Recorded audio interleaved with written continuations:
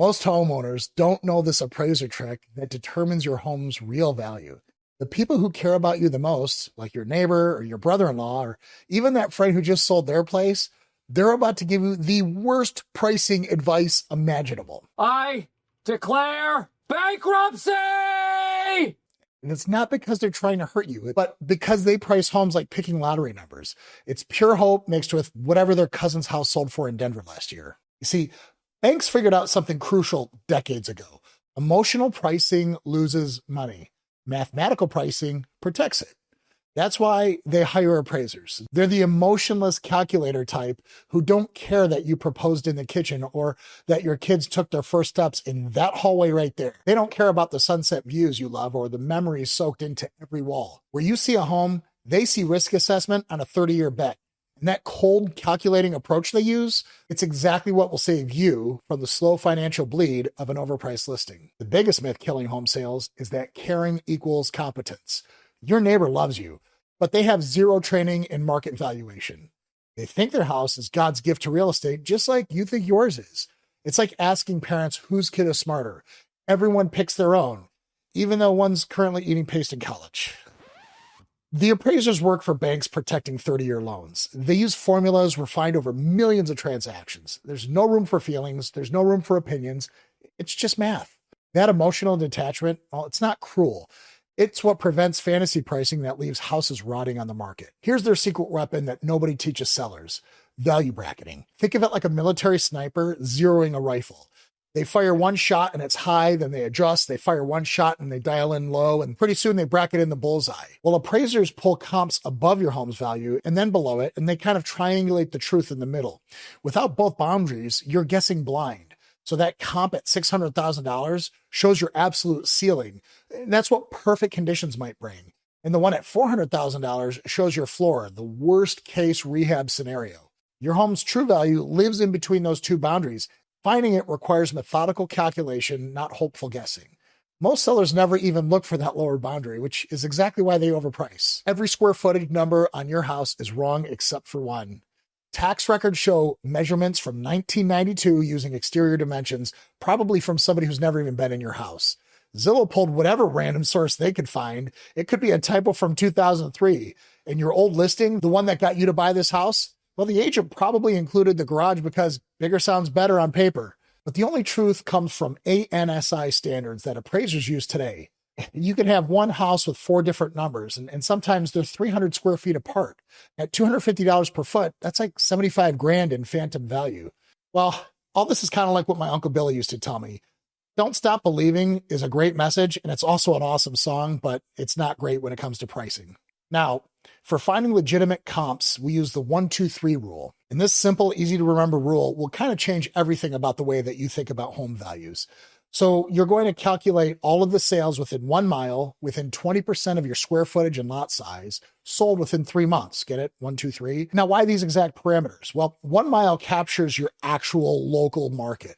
Buyers rarely cross major roads, school district, or psychological boundaries. 20% keeps you comparing similar homes. A 4,000 square foot McMansion doesn't really help you price your 1,500 square foot Craftsman. 3 months is the timeline we use to keep the data fresh. See, markets shift really fast, and last year's sales, they might as well be ancient history.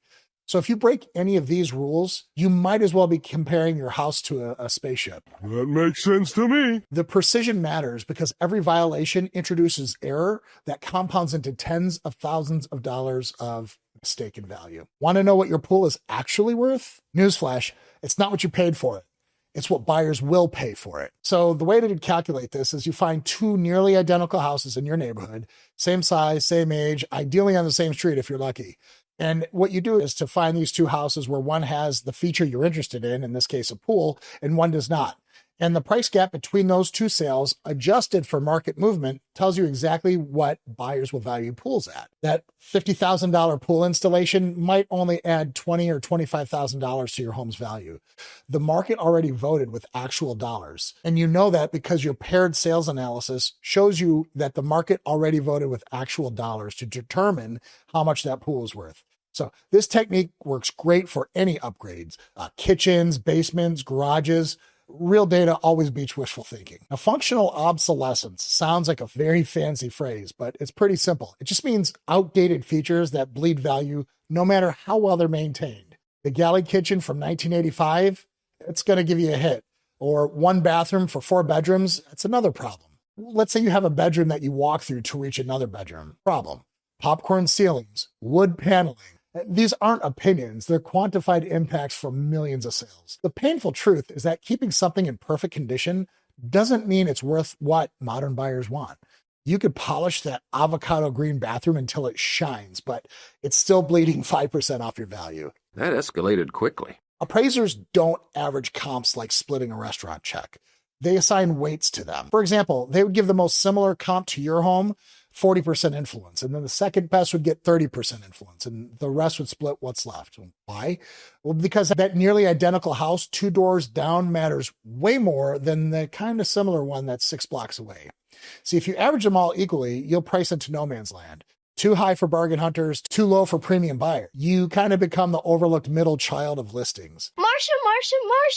Wait by relevance or watch your house sit while worse homes sell all around you. Appraisers also talk about quality grades. Quality grades are basically assignments that run from Q1 through Q6. And misunderstanding yours can cost you a ton of time and money. Q1 is basically custom luxury with designer everything. Q2 has high-end finishes, but a standard layout. Q3 is your typical builder grade suburban home. Q4 means it's dated but functional. Q5, it needs work. And Q6, it's barely standing. So most homes are going to fall into the Q3 or Q4 standard. It's just normal construction, nothing fancy, but nothing falling apart. The problem hits when Q4 owners think they own Q2 houses. That delusion is going to cost you 15 to 20% in reality check price drops after 3 months of silence. You have to know your grade and take an honest assessment of the quality of your house, or the market is going to teach you a hard lesson. Days on market is a death clock ticking against your price. Week 1, you're fresh meat. Everyone's interested. Week 4, buyers wonder what is wrong. By week 8, they're convinced something is hidden. And week 12, well, you have become that house. You know, the one that everybody has seen forever that must have foundation issues or ghosts or maybe both because nobody's bought it yet. So it's important you price right from day one because chasing the market down screams desperation. And desperate sellers, well, they attract vultures offering 70 cents on the dollar. Start strong or bleed slow.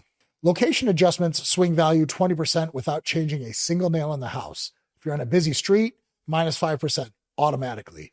Cul-de-sac, maybe plus 3%. Waterfront, hey, that could be a 20% minimum. If the power lines are visible, that's a detraction. A corner lot, it depends who wants it. Some people love the extra land. Some people see it as extra maintenance headache. A golf course lot, again, that's another 8 to 12% bump. The structure stays identical, but the dirt underneath and the view around is going to determine a massive value swing. Your neighbor's identical floor plan might be worth $50,000 more just because they're on the quiet side of the street while you face the main road. Absorption rate tells you a key thing about pricing strategy. What you do is you count active listings like yours and divide by monthly sales. 5 months of inventory, well, that's a buyer's market. Price aggressive or become furniture. If it's a 1 month supply, well, now you're in a seller's market where you can push some boundaries. Most sellers are either oblivious to this math or they just ignore it, and they wonder why their perfect house is just sitting there. The market's telling you exactly how to price through absorption data. Listen to the numbers, not your gut feeling about what you need for your next house. 3 hours of actual comp analysis beats 3 months of desperate price reductions any day of the week. So go ahead and pull 10 real comps using the 1-2-3 rule, adjust for every difference, size at $250 per square foot or whatever is good for your local region. And, figure out your features using the paired sales analysis, figure out your quality grade, and if you have a location premium. Weight them properly based on relevance. Remember, the best comp gets a 40% weighting, second gets 30, and the rest share the remaining 30. Check for functional obsolescence, calculate market appreciation by comparing identical models sold months apart. Then you factor in your market's absorption rate to position strategically. Your neighbor probably means well, but their opinion about the value of your home is totally worthless when it comes down to it. The market doesn't care about your memories or your mortgage needs or what you think you deserve. It only cares about comparable sales analyzed through mathematical formulas refined over decades. Use the appraiser's approach. cold, calculated, and accurate. Because while you're seeing the nursery that you lovingly painted, buyers are seeing monthly payments and market comparisons. And if your price doesn't match market reality, you'll be that seller talking about your home's potential 6 months down the road while everybody else has already moved on. Just like Blockbuster talking about their convenient locations when Netflix ate their lunch. Oh, it's laughing now! The market always wins. You can either work with its rules or become another cautionary tale of emotional pricing. Okay, now we bracketed value, we weighed the comps, and we adjusted for condition. And that's how we beat the market when it comes to pricing. But after all of this, many sellers still lose anyway. Why?